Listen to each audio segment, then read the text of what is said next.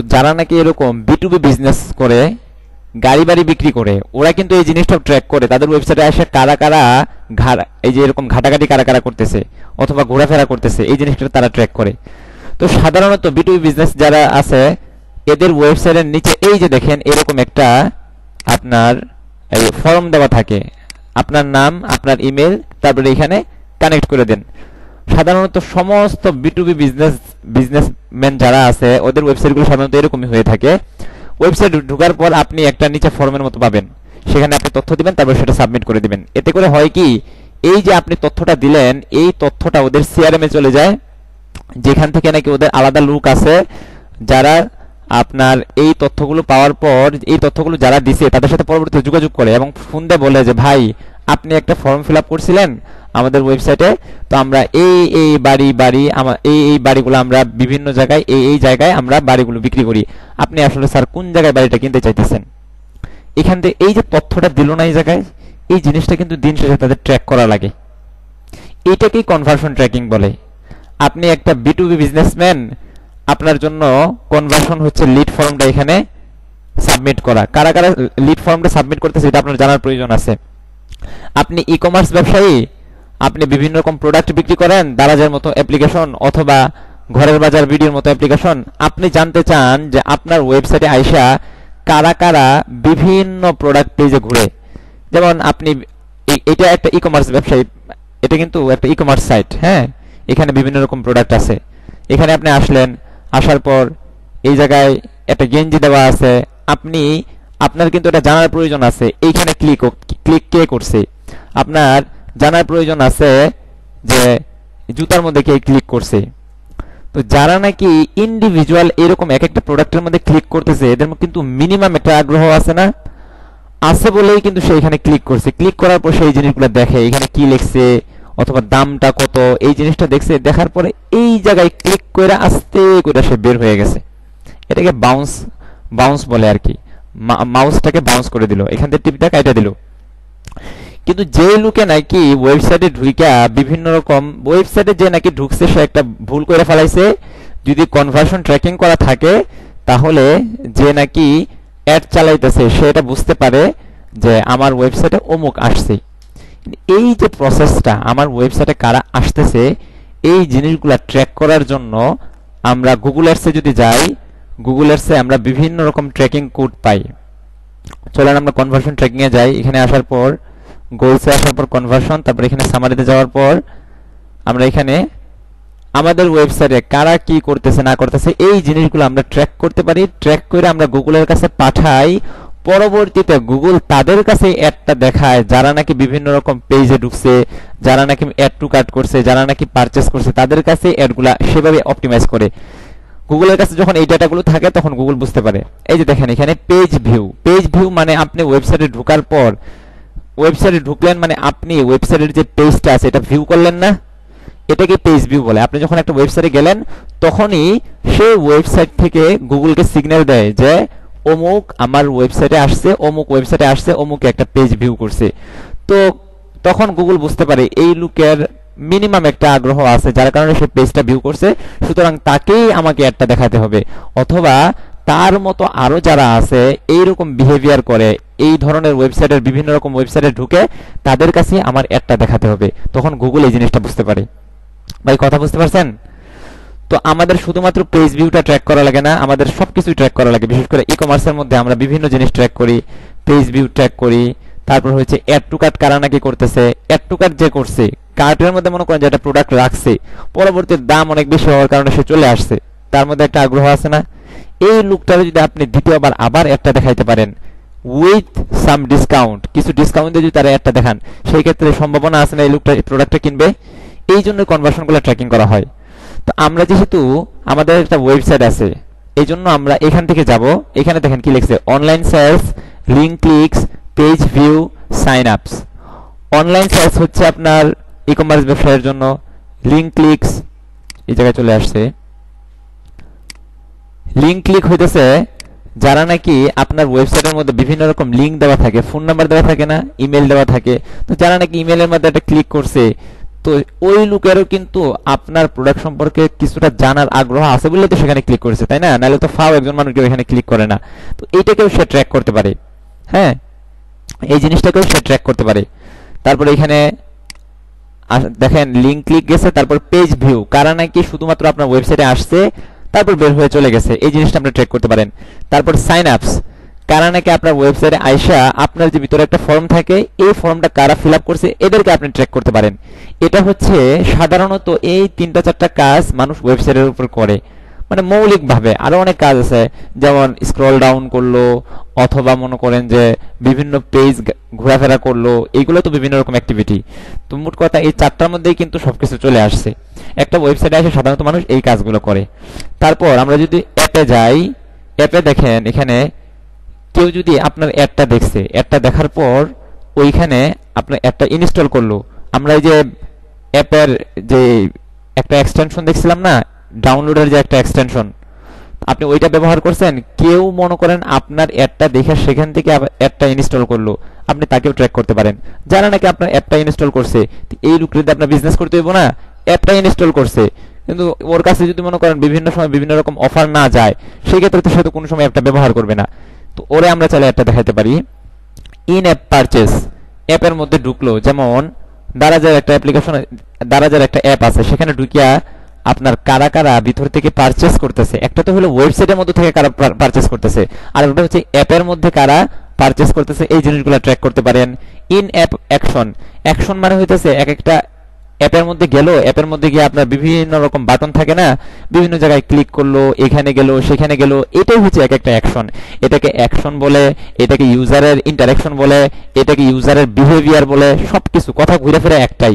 অ্যাপের মধ্যে ঢুকে বিভিন্ন রকম বিভিন্ন জায়গায় ক্লিক করলো মানেই হচ্ছে এক একটা সে অ্যাকশন নিল। এই জিনিসগুলো আপনি ট্র্যাক করতে পারেন। তারপরে আমরা সামনে শিখব কলস অনলি অ্যাড, একটা আমরা অ্যাড শিখব। সেটা হচ্ছে যারা সার্ভিস ওরিয়েন্টেড, যারা ব্যবসা করে, বিভিন্ন সময় যারা যে ক্লিনিং সার্ভিসগুলো প্রোভাইড করে, ওরা সরাসরি নাম্বারগুলো দেয়া রাখে। অথবা আপনি এই মনে করেন দুবাইয়ে যারা এয়ারপোর্ট থেকে নামছে, ইনস্ট্যান্ট একটা গাড়ি দরকার, তো ওরা লেখে কি, যেমন মনে করেন কার নিয়ার মি, অথবা মনে করেন যে উবার নিয়ার মি, এরকম লেখে। তো আপনি সেখানেও কলস অনলি অ্যাড চালাইতে পারেন। আপনি কলস অনলি অ্যাড চালাইলে সরাসরি মনে করেন যে আপনার ফোন নাম্বারটা বড় করে দেওয়া থাকবে, যখন নাকি সে লিখবে কার নিয়ার মি, অথবা মনে করেন যে এইরকম ট্রান্সপোর্টার নিয়ার মি, আমার আশেপাশে কি গাড়িগুলো আছে আমাকে নেয়ার মতো, তখন এই কলের নাম্বারটা বড় করে দেওয়া থাকে। এটা কিন্তু এক্সটেনশন না, এটা কলস অনলি অ্যাড, এটা আমরা সামনে শিখবো। তো ওই কলে কারা ক্লিক করছে সেটাকে আপনি ট্র্যাক করতে পারেন, বুঝতে পারছেন? আর সর্বশেষ এটা হচ্ছে ইম্পোর্ট। গুগল অ্যানালিটিক্স 4 এর নাম শুনছেন আপনারা, গুগল অ্যানালিটিক্স। আমরা গুগল অ্যানালিটিক্সেও বিভিন্ন রকম ডেটা পাঠাইতে পারি। হ্যাঁ, তো যদি মনে করেন আপনার ওয়েবসাইটটা গুগল অ্যানালিটিক্সের সাথে কানেক্টেড থাকে, আপনার ওয়েবসাইটের ডেটাগুলো যদি গুগল অ্যানালিটিক্সে যায়, আপনি এখান থেকে কনভার্সন ট্র্যাকিং না করে সরাসরি ইম্পোর্ট করতে পারবেন। গুগল অ্যানালিটিক্সের কাছে যে ডেটাগুলো আছে সেগুলোকে এখানে নিয়ে আসতে পারবেন। সবগুলো ভুলে যান, এগুলো শুনছেন, প্রত্যেকটার উপর বিস্তর ক্লাস হবে। আজকে শুধুমাত্র এটার উপর আলোচনা হবে। তো আমাদের যেহেতু একটা ওয়েবসাইট আছে, আমাদের কোনো অ্যাপ নাই, আমরা কলস অনলি অ্যাড চালাইতেছি না, গুগল অ্যানালিটিক্স 4 কি জিনিস এই জিনিসগুলো আমরা বুঝি না, সুতরাং এই জিনিসগুলো খুব একটা না বুঝলেও সমস্যা নেই। আমাদের যেহেতু একটা ওয়েবসাইট আছে এবং আমাদের ওয়েবসাইটে কারা কারা আসতেছে এই জিনিসটা আমাদের জানার প্রয়োজন, তাই আমরা এখানে ক্লিক করব। ক্লিক করার পর এই যে আপনার ওয়েবসাইটের যে ইউআরএলটা আছে, আমি আমার ওয়েবসাইট ইউআরএলটা দিয়ে দিলাম। তারপর এখান থেকে এটা স্ক্যান করবেন। স্ক্যান করার পর add a conversion action manually, এই জায়গাটায় ক্লিক করে দিবেন। এখানে আসার পর দেখেন select the goal category for this action, এখান থেকে একটা ক্যাটাগরি সিলেক্ট করতে বলছে। আমরা এখানে আসার পর দেখেন পারচেস, পারচেস মানে কি, একটা প্রোডাক্ট ক্রয় করা হয়ে গেছে, তাই না? অ্যাড টু কার্ট, আমি শুধুমাত্র একটা প্রোডাক্ট নিয়ে কার্টের মধ্যে রাখলাম। বিগিন চেক আউট, আমি সেই প্রোডাক্টটাকে কম্পিউটারে যে নিয়ে বসে থাকে, যে নাকি যার কাছে নাকি ক্রেডিট কার্ডের ওই মেশিনগুলো থাকে, সেখান থেকে আমি এই পেমেন্টগুলো করি, ওর কাছে দিলাম। সাবস্ক্রাইব মানে হচ্ছে বিভিন্ন রকম সার্ভিস ওরিয়েন্টেড যে ব্যবসাগুলো আছে সেগুলোর মধ্যে গিয়ে আমি নিচের দিকে যে ফর্মটা থাকে সেই ফর্মটা মনে করেন যে সাবস্ক্রাইব মূলত এইটা না, সার্ভিস ওরিয়েন্টেড বিজনেস না। সাবস্ক্রাইব মূলত আপনার যারা মনে করেন সবসময় বিভিন্ন রকম ব্লগ টক লেখে, বিভিন্ন বিষয়ের উপরে। কেউ মনে করেন যে ব্লগ লেখে স্পোর্টসের উপরে, খেলাধুলার বিষয়ে বিভিন্ন রকম ব্লগ লেখে। এই জিনিসগুলোর সাথে আমি খুব কম পরিচিত, তো এই জন্য আমাদের এটা কিন্তু রিলেট করতে একটু সমস্যা হইতেছে। যারা মনে করেন নিয়মিত বিভিন্ন ব্লগ পড়ে, হ্যাঁ, ওদের কাছে এই বিষয়গুলো একদম ইজি। তো কেউ মনে করেন যে লিখলো যে আজকের যেই ফুটবলের খেলাধুলার এই বিষয়টা জানতে চাইতেছে, সেইখানে গিয়ে লিখলো যে টুডেস স্পোর্টস নিউজ। এটা লেখার পরে একটা ওয়েবসাইট পাইলো, সেটার মধ্যে ঢুকছে, ঢুকে দেখলো বিস্তারিত লেখা, আজকে এই মেসি নাকি এটা করছে, নেইমারে সেটা করছে, বিস্তারিত একটা লেখা দেয়, পুরা ম্যাচের একটা ওভারভিউ দেয়, বুঝতে পারছেন? পরে নিচের দিকে একটা দেওয়া থাকে, ইমেইল দেওয়ার একটা অপশন থাকে, নিচের দিকে দেওয়া থাকে ইমেল লেখার একটা অপশন, পাশে লেখা থাকে সাবস্ক্রাইব। অর্থাৎ আপনি যদি এই ধরনের তথ্য আরো পেতে চান, তাহলে আপনার ইমেলটা এখানে দেন এবং সাবস্ক্রাইব বাটনে ক্লিক করুন। এতে করে হয় কি, আপনি ওদের ওয়েবসাইটে একটা সাবস্ক্রাইব করলেন, পরবর্তীতে ওরা যখনই নাকি একটা নিউজ ওরা পাবলিশ করে খেলার বিষয়ে, যেহেতু এটা খেলার ওয়েবসাইট, খেলার বিষয়ে যখনই একটা কোনো নিউজ পাবলিশ করে, সাথে সাথে আপনার কাছে একটা মেল চলে আসে, ওই যে আপনি সাবস্ক্রাইব করে রেখে আসছেন, এটাকে মূলত সাবস্ক্রাইব বলে আর কি, বুঝতে পারছেন? আর কন্ট্যাক্ট, লিড ক্যাটাগরিজের মধ্যে মনে করেন যে আপনার লিড জেনারেশন কালেক্ট করতেছেন, হ্যাঁ, আপনি লিড জেনারেশনের একটা ক্যাম্পেইন চালাইছেন, সেই ক্ষেত্রে আপনার মানুষ বিভিন্ন রকম যে কন্ট্যাক্ট নাম্বারগুলো, ফোন নাম্বারটা দিল অথবা ইমেল নাম্বারটা দিল, হ্যাঁ, এই জিনিসটা আপনি এখান থেকে করতে পারেন, ট্র্যাক করতে পারেন। সাবমিট লিড ফর্ম, আপনি একটা ফর্ম দিয়ে রাখছেন, তোমার নাম, প্রথম এই ফার্স্ট নেম, লাস্ট নেম, তারপরে ইমেল, ফোন নাম্বার, নিচে দেওয়া সাবমিট। এই সাবমিট ফর্মটা কারা নাকি আপনার এই ফর্মটা ফিল আপ করছে, আপনি তাদেরকে ট্র্যাক করতে পারেন। বুক অ্যাপয়েন্টমেন্ট, যারা নাকি আপনার ডক্টর, হ্যাঁ, তো ওরা বিভিন্ন সময় ওদের ওয়েবসাইটগুলোর মধ্যে আপনার একটা মতো দেওয়া থাকে, ক্যালেন্ডার বলে আর কি এটাকে, যে আপনি কখন ডাক্তার দেখাইতে চান, আপনি ওইখান থেকে টাইম সেট করতে পারেন। হ্যাঁ, আমরা যদি ক্যালেন্ডারে যাই, এই ওয়েবসাইটের মধ্যে থাকার কথা, আই এম নট শিওর, একটা মিনিট দ্বারা দেখাইতে দেন, আমি কয়েকদিন আগে প্র্যাকটিস করছিলাম তো। হ্যাঁ, আছে এখানে, এই দেখেন এখানে ক্যালেন্ডার ফর্ম, আমি এটা অ্যাড করছি কিছুদিন আগে টেস্ট করার জন্য। যারা নাকি এই আপনার এই যে ডাক্তার আছে অথবা আপনার বিভিন্ন আইনজীবী বিভিন্ন রকম সেবা দেয়, এদের ওয়েবসাইটগুলোর মধ্যে এই যে এইরকম আপনার একটা জিনিস থাকে, হ্যাঁ, ওই যে লেখা থাকে আপনার 30 মিনিটের মিটিং, আপনি 30 মিনিটের একটা মিটিং এর এখান থেকে আপনি স্কেজুয়াল করতে পারেন। আপনি ঠিক কত তারিখে তার সাথে মিটিংটা করতে চাইতেছেন, তারিখ দিয়ে দিবেন, এখান থেকে সময় দিয়ে দিবেন, তারপর নেক্সট করে দিবেন, আপনার নাম দিবেন, ইমেল দিবেন, তারপর মনে করেন যে এখান থেকে স্কেজুয়াল ইভেন্ট। এই যে এই ফর্মটা কিন্তু আপনার সবার ওয়েবসাইটে থাকে না। যারা আপনার বিভিন্ন উকিল অথবা আপনার বিভিন্ন রকম ডাক্তার আছে, স্পেশাল রোগী দেখে, এই ক্ষেত্রে আপনি নিজেদের মতো করে একটা সময় নির্ধারণ করে দেন, পরে এই সময় অনুযায়ী আপনি গেলে ওনার সাথে কথাবার্তা বলতে পারেন। বিশেষ করে আপনার আইনি সহায়তা যারা দেয়, ওরা তো সবসময় বিজি থাকে না, তো তো ওদের ফর্মগুলো এরকম হয়। হ্যাঁ, তো এইখান থেকে আপনি এই যে বুক অ্যাপয়েন্টমেন্ট, কারণ নাকি আপনার অ্যাপয়েন্টমেন্টটা বুক করছে, ওদের জিনিসটা, ওদের ইনফরমেশনগুলো ট্র্যাক করতে পারেন। সাইন আপ, যেটা আপনার এই যে বিটিআই এর মধ্যে যেটা দেখাইছিলাম, সাইন আপ করা যায়। রিকোয়েস্ট কোড, এটাও আপনার যারা সার্ভিস ওরিয়েন্টেড ব্যবসা আছে, যেমন যারা বাড়িঘর বিক্রি করে, ওদের বিভিন্ন বাটন থাকে নিচে, রিকোয়েস্ট কোড, ওইখান থেকে আপনি কোড দিতে পারেন। গেট ডিরেকশন মানে হচ্ছে আপনি ওই মাই বিজনেসের মধ্যে আমরা লোকাল লিস্টিং করতে পারি না, মাই বিজনেসের মধ্যে যে আমরা লোকাল লিস্টিং করি, তো আপনি অ্যাড দিছেন, অ্যাডের মধ্যে এক্সটেনশনের মধ্যে কিন্তু আপনার লোকেশনটা ব্যবহার করা যায়। মনে আছে আপনাদের একটা লোকেশন এক্সটেনশন ব্যবহার করছিলাম আমরা এক্সটেনশনের মধ্যে কিন্তু একটা লোকেশন এক্সটেনশন ব্যবহার করছিলাম। তো ওই লোকেশন এক্সটেনশনে আপনি একটা অ্যাড চালাইতেছেন, তো অ্যাডের নিচে আপনার এক্সটেনশনের মধ্যে আপনার লোকেশনটা দেওয়া, ওই লোকেশন বাটনের মধ্যে কারা নাকি ক্লিক করছে, আপনি এখান থেকে গেট ডিরেকশনের মাধ্যমে তাদেরকেও ক্লিক করতে পারেন।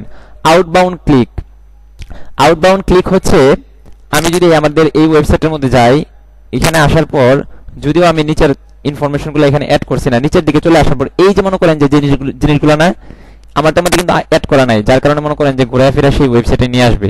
হ্যাঁ, এখানে যারা নাকি আপনার ফেসবুকের লিঙ্কটা দিয়ে রাখবে অথবা ইউটিউবের লিঙ্ক, এখানে যখন আমি ক্লিক করি, সাধারণত যেসব ওয়েবসাইটের মধ্যে আপনার এরকম ফেসবুকের আইকন দেওয়া থাকে, আপনি ফেসবুকে ক্লিক করার পর আপনার ফেসবুকে নিয়ে চলে যায় না, এটাকে আপনার আউটবাউন্ড বলে আর কি। আউটবাউন্ড ক্লিক, এই যে এটা, যেটা মনে করেন যে আপনি একটা ওয়েবসাইটে আসছেন, তারপরে এক জায়গায় ক্লিক করছেন, আপনাকে মনে করেন আরেকটা ওয়েবসাইটে নিয়ে গেল, আরেকটা পেজে না, যদি আরেকটা পেজে নিয়ে যায় সেটাকে বলে ইনবাউন্ড ক্লিক। মনে করেন আপনি এখানে আসছেন, আসার পরে এই যে এই জিনিসটা দেখছেন, এখানে ক্লিক করছেন, তারপরে এই ওয়েবসাইটের ভিতরে অন্য একটা পেজের মধ্যে আপনাকে নিয়ে গেছে, এটাকে বলে ইনবাউন্ড ক্লিক। বুঝতে পারছেন? মানে ওয়েবসাইটের ভিতরে আপনি আছেন, কিন্তু আপনি যদি ফেসবুক আইকনের মধ্যে ক্লিক করেন আপনাকে একদম ফেসবুক অ্যাপ্লিকেশনে নিয়ে যাবে না? ফেসবুকে কিন্তু আরেকটা অ্যাপ্লিকেশন, আরেকটা ওয়েবসাইট।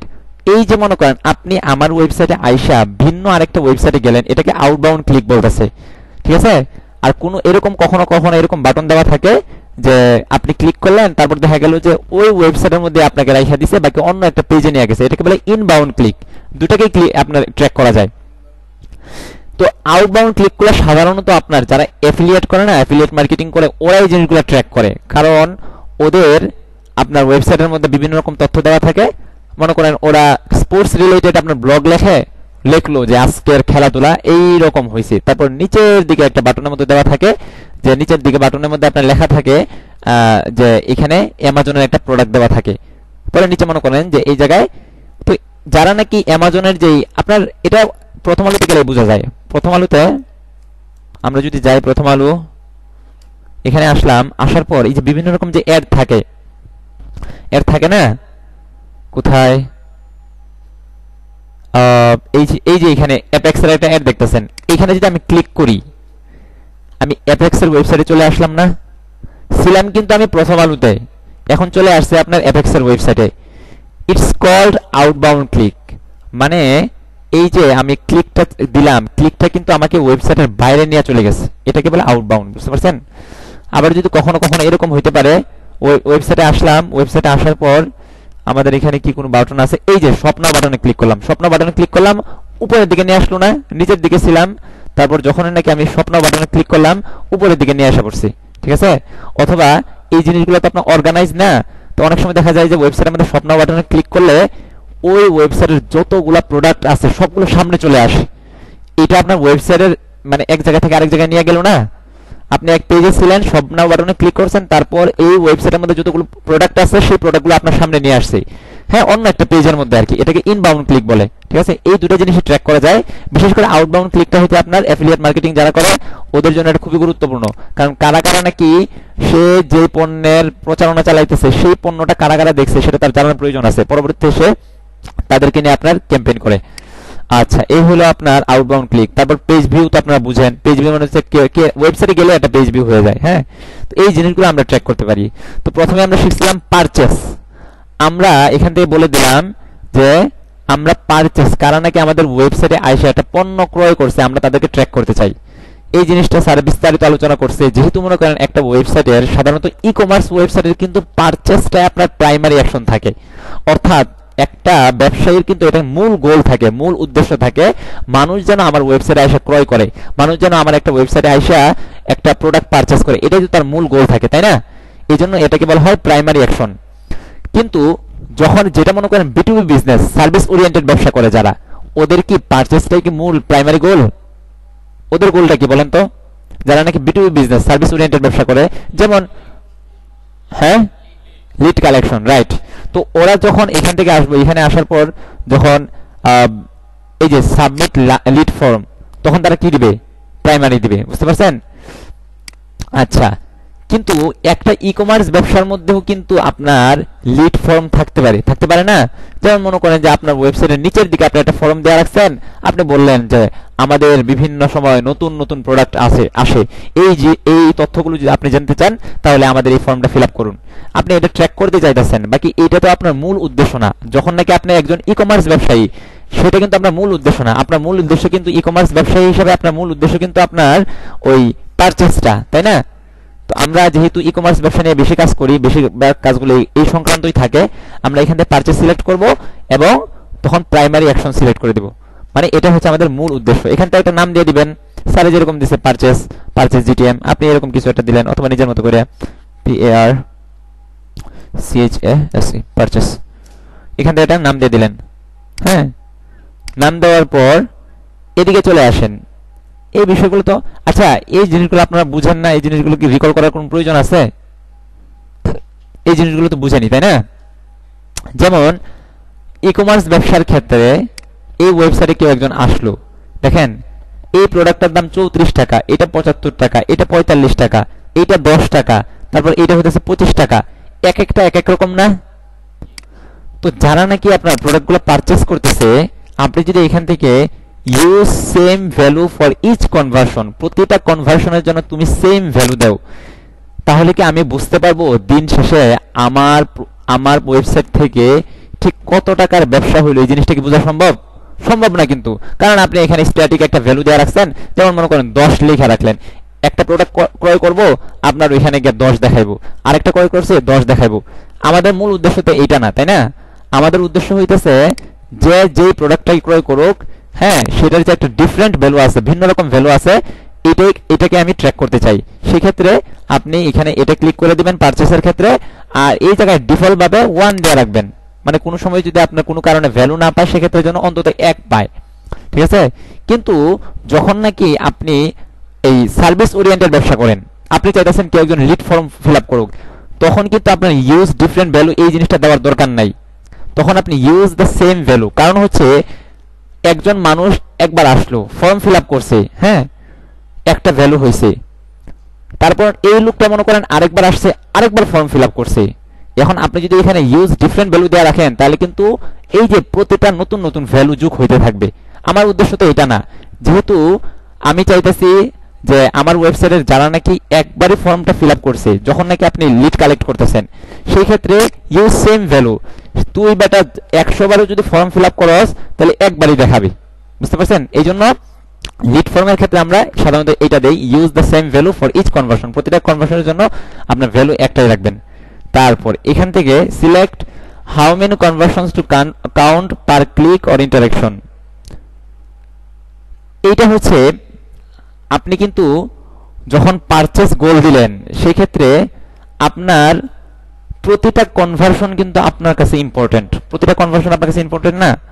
যেমন একজন মানুষে একটা জুতা ক্রয় করলো, এটা আপনার কাছে ইম্পর্টেন্ট। সেম মানুষটা যখন আরেকটা গেঞ্জি ক্রয় করছে, এটাও কিন্তু আপনার কাছে ইম্পর্টেন্ট, কারণ দিন শেষে এই লোকটা কত টাকার প্রোডাক্ট আমার কাছে ক্রয় করতেছে, এই জিনিসটা তো আমার জানার প্রয়োজন আছে, তাই না? কিন্তু আমি শুধু লিড কালেক্ট করি, হ্যাঁ, ওই যে আগে যে উদাহরণটা দিলাম, এখন একজনে একটা ফর্ম ফিল আপ করছে, একটু পরে আসে সে আবার ফর্মটা ফিল আপ করছে, কিন্তু আমি যদি এখানে এভরি দেয়া রাখি, তাহলে সে প্রতিটা কনভার্সনকে সেপারেট ভাবে সে কালেক্ট করতে থাকবে। এটা দরকার আছে নাকি? দরকার নাই তো।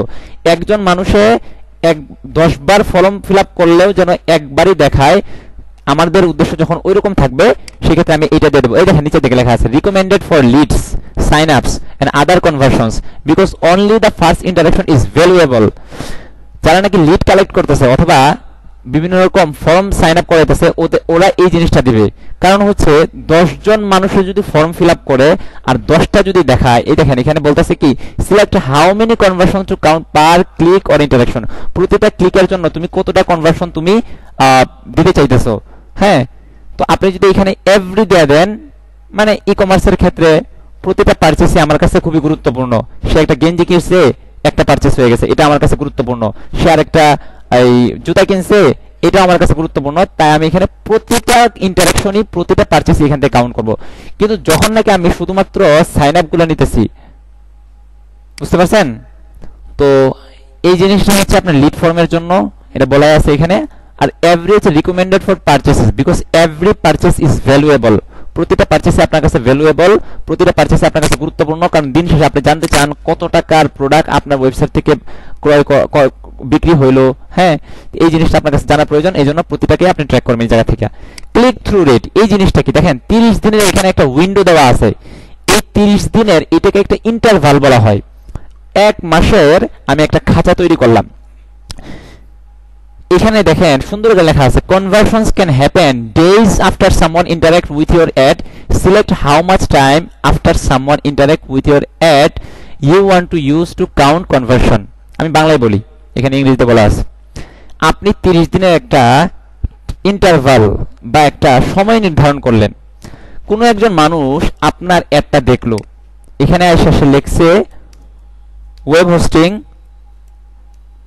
লিখলো, লেখার পর এই যে অ্যাডটা আর নয় বেশি দামে হোস্টিং সুপার ফাস্ট, এখানে ক্লিক করলো। ক্লিক করছে কিন্তু তার খুব একটা পছন্দ হয়েছে না, দাম টাম দেখছে, এখান থেকে দাম টাম দেখে সে চলে গেল এই জায়গা থেকে। এই যে লোকটা একটা ক্লিক করলো না, সে কিন্তু 30 দিনের যে আমি সময়টা বাইরে দিছিলাম এটার ভিতরে ঢুকে পড়ছে। এই লোকে যদি মনে করেন পরবর্তীতে সে নামটা মনে রাখলো, এটার নাম কি, যে hosting.com। হ্যাঁ, পরবর্তীতে কোনো একদিন মনে হইলো যে না ওদের সার্ভিসটা আমার কাছে ভালো লাগছে, আমি এখানে লিখলাম hosting.com, ইন্টার আসে নাই, বানান ভুল হয়েছে। হোস্ট, ও আচ্ছা খুব চালাকেরা ওরা করছে কি, এখানে এখানে অতিরিক্ত একটা এন দিছে। এখন ঠিক আছে কি, মনে হয় ঠিক আছে, এই দেখেন চলে আসছে। তো আপনি প্রথমে কি করলেন, এখানে অ্যাডে ক্লিক করছেন। অ্যাডে ক্লিক করছেন মানেই সে 30 দিনের যে একটা সময় দেওয়া ছিল সেটার ভিতরে ঢুকে গেছেন। তারপর কোনো একদিন মনে হইলো যে না ওদের যে সার্ভিসটা দেখছিলাম আমার কাছে ভালোই মনে হয়েছে, পরে আরেকদিন কি করলেন, আপনি সরাসরি এদের ওয়েবসাইটের এই আপনি ইউআরএলটা লিখে এখানে আপনি চলে আসলেন। এই যে দ্বিতীয়বার আমি যখন আসলাম তখন কি আমি কোনো অ্যাডে ক্লিক করে আসছি? অ্যাডে ক্লিক করে কিন্তু আসি নাই, তখন আমি ওদের অ্যাড্রেস লিখে সরাসরি এই জায়গায় চলে আসছি। আমি যদি 30 দিনের মধ্যে দ্বিতীয়বার ওদের মানে যে কোনো ভাবে ওদের ওয়েবসাইটে আসি, সেই ক্ষেত্রে সে আমাকে ধরে ফেলে যে এই লোক মানে ক্লিক করার কারণেই আমার ওয়েবসাইটে আসছে। দেখেন নামটা দেখেন, ক্লিক থ্রু, নামটা কি, ক্লিক থ্রু কনভার্সন উইন্ডো। অর্থাৎ সে এই যে কনভার্সনটা করছে আমার কাছ থেকে, যে সে সার্ভিসটা নিছে, এইটা মূলত ক্লিক করার কারণেই, এই জিনিসটা বুঝাইতেছে এখানে। ক্লিক থ্রু, থ্রু মানে মধ্য দিয়া না, কনভার্সনটা হচ্ছে এখানে ক্লিকের মধ্য দিয়া, এই জিনিসটা বুঝাইতেছে। আমি 30 দিনের একটা খাঁচা তৈরি করে রাখলাম, একজনে প্রথম দিন আমার অ্যাডে ক্লিক করছে, অ্যাডে ক্লিক করার পর আমার ওয়েবসাইটে আসছে, তারপর তার কোনো কারণে ভালো লাগে না, সে চলে গেছে। 29 নাম্বার দিন সে আবার আসলো, আইসা যদি সে আমার প্রোডাক্টটা ক্রয় করে, সেই ক্ষেত্রে এটাকে আপনার ক্লিক থ্রু রেট নামে একটা ম্যাট্রিক্স আছে, সেইটার অধীনে চলে যায়। বুঝতে পারছেন? এখন এই লোক যদি আজকে ক্লিক করার পর 31 নাম্বার দিনে আসে, তারপর যদি আপনার ওয়েবসাইট থেকে সে ইয়াটা ক্রয় করে, তখন কিন্তু সে click through conversion rate, conversion window এই কাতারে সে আর পড়বে না। বুঝতে পারছেন? এগুলো হইতেছে বিভিন্ন রকম ম্যাট্রিক্স আর কি, যে একটা অ্যাডে ক্লিক করার ঠিক কতদিন পরে একজন মানুষ আসতেছে, এই জিনিসগুলো বোঝার জন্য। বুঝতে পারছেন? এগুলো বিভিন্ন রকম অ্যানালিটিক্যাল ট্রুক। এই জিনিস যদি বুঝে থাকেন তাহলে এঙ্গেজ ভিউ কনভার্সন উইন্ডো এই জিনিসটা বুঝতে পারেন। দেখেন select how long two track conversion after a video engagement. আপনি একটা ভিডিও মনে করেন যে ইউটিউবে দেখলেন, একটা ভিডিও দেখতেছেন, হঠাৎ করে একটা অ্যাড চলে আসছে, অ্যাডটা দেখলেন, আপনি অ্যাডটা দেখার মাধ্যমে কিন্তু আপনি এঙ্গেজ হয়ে গেলেন। অ্যাডটা দেখা মানে হইতেছে যখন স্কিপ করার অপশন আসছে তখন স্কিপ করে দিলেন, সেটাকে আর দেখা বলে না, তাই না? পুরো অ্যাডটা দেখছেন, অ্যাডটা আসছে, আপনি এটাকে স্কিপ না করে পুরো অ্যাড যখন দেখলেন, তখন সেই ভিডিওর সাথে আপনি এঙ্গেজ করলেন। পরবর্তীতে 3 দিনের মধ্যে যদি আপনি ওই ওয়েবসাইটের ভিতর ঢুকে যদি ক্রয় করেন, এঙ্গেজ ভিউ কনভার্সন উইন্ডোর মধ্যে আপনাকে কানেক্ট করা হয়। বুঝতে পারছেন? কিন্তু আপনি যদি 3 দিনের পরে আসেন, ভিডিওটা দেখছেন, আপনার কাছে ভালো লাগছে, আপনি ওই দিন ক্লিক করেন নাই, ওই দিন ক্লিক করেন নাই, হ্যাঁ, আপনি পরবর্তী একদিন আসা ওই ওয়েবসাইট থেকে সেই সার্ভিসটা নিয়ে নিছেন, সেই ক্ষেত্রে কিন্তু আপনি এঙ্গেজ ভিউ কনভার্সন উইন্ডোর ভিতরে পড়বেন না। অনুরূপভাবে ভিউ থ্রু কনভার্সন উইন্ডো, আমরা এখানে ওয়েব হোস্টিং লিখলাম, এই যে এটা দেখলাম না, এটা কিন্তু একটা ভিউ হয়ে গেছে, এটা ভিউ হয়েছে, কিন্তু আমি এখানে ক্লিকও করলাম না, কিছুই না। পরবর্তী একদিন আইসা আমি পরবর্তী কয়েকদিনের মধ্যে এখানে দেওয়া আছে সময় দেওয়া আছে আপনার একদিন, পরবর্তী 24 ঘন্টার ভিতরে আইসা আমি মনে করেন ওদের ওয়েবসাইট থেকে সার্ভিসটা নিয়ে নিলাম, তখন আমি ভিউ থ্রু কনভার্সন উইন্ডো এই জালের ভিতরে পড়ে যাই। ভাই কথা বুঝতে পারছেন? মানে এই হইতেছে আপনার ক্লিক থ্রু, ভিউ থ্রু, তারপরে এঙ্গেজ ভিউ, কনভার্সন উইন্ডো, এগুলো হইতেছে বিভিন্ন রকম উইন্ডো। উইন্ডো মানে হইতেছে একটা খাঁচা আর কি, ঠিক আছে? 30 দিনের একটা খাঁচা তৈরি করলাম, অথবা এখানে যে ডিফল্ট ভাবে যেগুলো দেওয়া আছে এগুলো দিয়ে রাখবেন। অ্যাট্রিবিউশন মডেল এটা ফালতু একটা জিনিস। দেখেন এখানে কিন্তু এই সবগুলো ছিল একটা সময়, যাইতে যাইতে যাইতে যাইতে বর্তমানে 2টা আছে, ঠিক আছে? কারণ এইটা কিন্তু আপনার খুব একটা ভ্যালুয়েবল না, কারণ এই সেম জিনিসগুলো আমরা গুগল অ্যানালিটিক্স এর মাধ্যমে আরো চমৎকার ভাবে ট্র্যাক করতে পারি, এই জন্য এই জিনিসটা খুব একটা গুরুত্বপূর্ণ না। তো অ্যাট্রিবিউশন জিনিসটা কি? অ্যাট্রিবিউশন হইতেছে আপনার ওয়েবসাইটের, আপনি এই ওয়েব হোস্টিং লিখলো, ওয়েব হোস্টিং লেখার পর এই অ্যাডটা দেখছি, দেখার পর সে এখানে ক্লিক করছে, ক্লিক করে তারপর সে সরাসরি আপনার সার্ভিস যেটা ছিল সেই সার্ভিসটা নিয়ে নিছে। তো আপনি এখানে যদি দেখেন অনেকগুলো অপশন আসে, last click, first click. First click এখন মারা গেছে, এটা আর দুনিয়াতে বেঁচে নাই। যখন ফার্স্ট ক্লিক ছিল আপনি যদি এটা দিয়ে রাখতেন, তো ওই যে প্রথমবার ক্লিক করে সে যে আপনার সার্ভিসটা নিয়ে নিছে, তখন ফার্স্ট ক্লিক নামে একটা অপশন আপনার অ্যানালিটিক্স ড্যাশবোর্ডে পাইতেন, সেইখানে এটাকে 100% একটা ক্রেডিট দিত আর কি। গুগল তারা একটা ক্রেডিট দিত। গুগল ক্রেডিটটা বলতো কি, তোমার ফার্স্ট ক্লিক করার কারণেই এই লোকে এই সার্ভিসটা নিছে তোমার কাছ থেকে, মানে এটাকে ক্রেডিট দেওয়া বলে আর কি। এই দেখেন উপরে লেখা আছে, the attribution model determines how much credit each ad interaction gets for your conversion. একটা প্রোডাক্ট ক্রয় করতে যে যতগুলো ক্লিক দেওয়া হয়, এই ক্লিকগুলোকে আপনি কতটা ক্রেডিট দিতে চান সেটা এখান থেকে নির্ধারণ করে দিতে পারেন। আপনি ফার্স্ট ক্লিক যদি দিয়ে রাখতেন, সেই ক্ষেত্রে আপনি ড্যাশবোর্ডে দেখতে পাইতেন যে কোনো লোকে যদি প্রথমবার ক্লিক করে আপনার ওয়েবসাইট থেকে যদি কোনো একটা প্রোডাক্ট ক্রয় করতো, সেক্ষেত্রে ফার্স্ট ক্লিক এই অপশনটার মধ্যে 100% ক্রেডিট দেওয়া থাকতো। বুঝতে পারছেন? এখন আছে লাস্ট ক্লিক। এখন কোন লোকে যদি মনে করেন ফার্স্ট ক্লিকে আসলো, আইসা ক্রয় করলো না, চলে গেল, 2-3 দিন পর আবার আসলো, তারপর ক্রয় করলো, সে কিন্তু ফার্স্ট ক্লিকে ক্রয় করে নাই, তাই না? সে কয়েকটা ক্লিক করার পর তারপর ক্রয় করছে না, তখন কিন্তু এই ফার্স্ট ক্লিক যে অ্যাট্রিবিউশনটা ছিল, সেইখানে ফার্স্ট ক্লিকের কোনো দেওয়া থাকতো না, জিরো দেওয়া থাকতো, কারণ ফার্স্ট ক্লিকের মাধ্যমে সে তো আর ক্রয় করে নাই। এখন বর্তমানে আছে লাস্ট ক্লিক আর হচ্ছে আপনার ডেটা ড্রিভেন। ডেটা ড্রিভেনটা হইতাছে এটা মেশিন লার্নিং এর মাধ্যমে কাজ করে। ডেটা ড্রিভেনটা অনেক বেশি অ্যাডভান্স, এই জন্য এটা রিকমেন্ড করে রাখছি। আপনি এখান থেকে যদি এগুলো নিয়ে আমরা আলোচনা নাই করি, যেহেতু আর দুইটা আছে, লাস্ট ক্লিক যদি ক্লিক করে রাখেন, এখানে যদি লাস্ট ক্লিক দিয়ে রাখেন, আপনার ওয়েবসাইটে কেউ একজন আসলো, আইসা ঘোরাঘুরি করলো, তারপর ক্রয় করলো না, আবার আসলো, ক্রয় করলো না, সর্বশেষ আপনি যেই এখানে আরেকটা বিষয়, আপনি একটা ক্যাম্পেইনের জন্য 3টা বা 4টা অ্যাড রান করতে পারেন। স্যার বলছেন তো সাধারণত উনি 3টা রান করে, আপনাদেরকে 3টা রান করার জন্য সাজেস্ট করছেন, তাই না? আপনি একটা ক্যাম্পেইনের জন্য 3টা অ্যাড রান করছেন। এই লোকে প্রথম দিন ওয়েব হোস্টিং লিখে সার্চ করছে, আপনার প্রথম একটা অ্যাড আসছে, 3টা অ্যাড তো আর একসাথে আসে না, একটা অ্যাড আসছে, ক্রয় করে নাই। দ্বিতীয় দিন ক্রয় করছে, দ্বিতীয় দিনে ক্রয় করে নাই, দ্বিতীয় অ্যাড আসছে, তৃতীয় অ্যাডটা তার কাছে ভালো লাগছে, তৃতীয় অ্যাডের মনে করেন অ্যাড কপিটা খুব সুন্দর লেখা ছিল, লেখাগুলো চমৎকার ছিল, তার কাছে ভালো লাগছে, সে তৃতীয় অ্যাডের মধ্যে ক্লিক করে কোনো একটা প্রোডাক্ট পারচেজ করছে অথবা একটা সার্ভিস নিছে। তো এই লাস্ট ক্লিককে গুগল একটা ক্রেডিট দেয়। গুগল লাস্ট ক্লিককে বলে তোমার লাস্ট ক্লিকের কারণে এই লোকে এই অফারটা বা এই প্রোডাক্টটা ক্রয় করছে অথবা এই সার্ভিসটা ক্রয় করছে। বুঝতে পারছেন? ডেটা ড্রিভেন জিনিসটা কি? ডেটা ড্রিভেনটা হচ্ছে আপনার পুরা গুগলের যে অ্যাড অ্যাকাউন্টটা আছে, অ্যাড অ্যাকাউন্টের মধ্যে যতগুলো ডেটা আছে, আপনি মনে করেন অনেক দিন ধরে অ্যাড রান করতেছেন, বিভিন্ন সময় বিভিন্ন রকম অ্যাড রান করছেন, সার্চ অ্যাড রান করছেন, ভিডিও অ্যাড রান করছেন, ডিসপ্লে অ্যাড রান করছেন, সমস্ত ডেটা গুগলের কাছে আছে না? সমস্ত ডেটা গুগলের কাছে কিন্তু আছে। তো এই অ্যাডগুলো রান করার পর কোন অ্যাডের থেকে আপনি বেশি পরিমাণে এঙ্গেজ হইতেছে মানুষ, এই অ্যাডগুলো, এই যে বিভিন্ন রকম অ্যাডের ক্যাটাগরি, সার্চ অ্যাড, তারপরে হচ্ছে ডিসপ্লে অ্যাড, তারপর ইউটিউব ভিডিও অ্যাড, সবগুলোর মধ্যে কথার কথা মনে করেন যে ইউটিউব ভিডিও অ্যাডটা খুব ভালো পারফর্ম করতেছে। হ্যাঁ, তো এই ডেটাটা কিন্তু গুগলের কাছে আছে। তো যখন নাকি কোনো কিছু একটা ক্রয় করা হয়, হ্যাঁ, ক্রয় করার পরে ডেটা ড্রিভেন যদি এই জিনিসটা দেওয়া থাকে, তখন পুরা ডেটা, যত সমস্ত ডেটা আছে গুগলের কাছে, এই অ্যাড অ্যাকাউন্টের যতগুলো ডেটা আছে সবগুলোর উপরে সে অ্যানালাইসিস করে, সবগুলোর উপরে সে একটা গবেষণা চালায় যে এই যে এতগুলো চ্যানেলের থ্রুতে অ্যাডভার্টাইজমেন্ট করা হইতেছে, কখনো এই লোকে সার্চ অ্যাড দেয়, কখনো এই লোকে আপনার ওই ব্যানার অ্যাড দেয়, কখনো দিতেছে আবার ভিডিও অ্যাড, এর মধ্যে মনে করেন যে ভিডিও অ্যাডটা খুব ভালো পারফর্ম করতেছে, সেই ক্ষেত্রে ভিডিও অ্যাডকে সে 100% ক্রেডিট দেয়া দেয়। বুঝতে পারছেন? অথবা ভিডিও অ্যাডকে সে 80% ক্রেডিট দেয়া দেয়।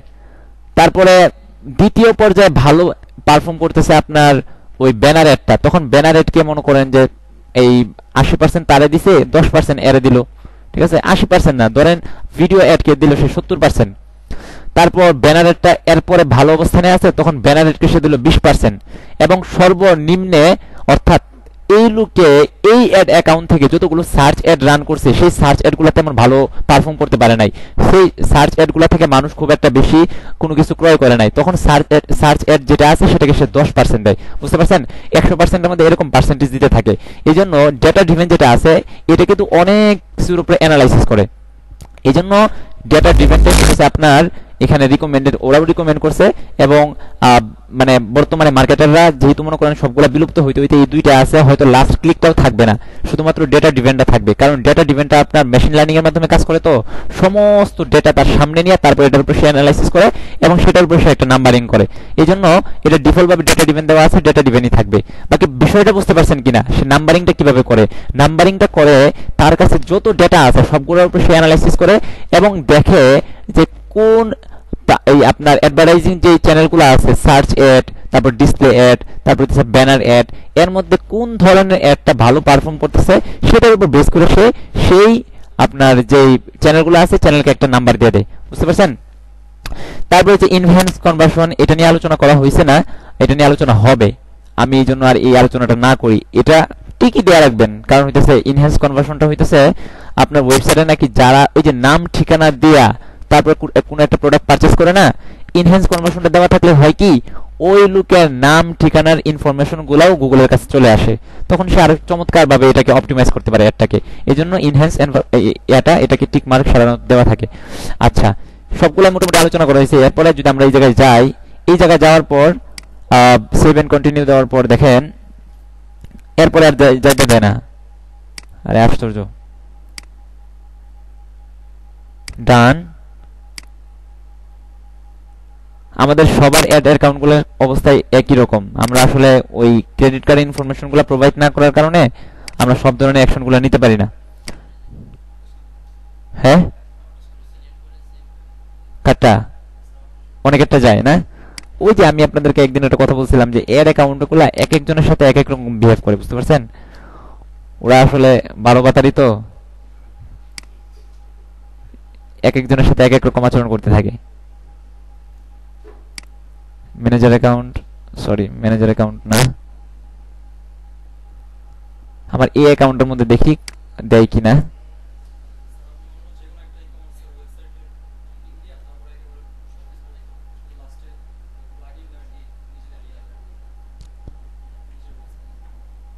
অ্যাসেট টুল, গোল, কনভার্সন, সামারি,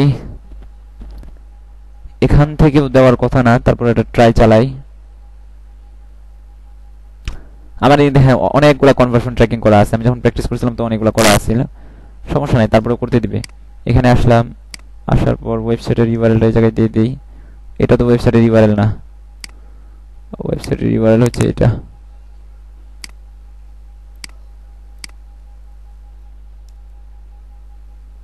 স্ক্যান করে এটাকে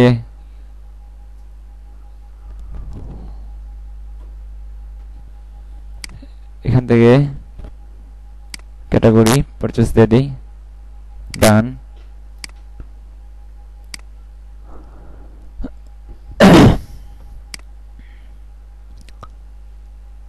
ডান নিতেছে না। ও আচ্ছা আচ্ছা, নাম দেই নাই তো।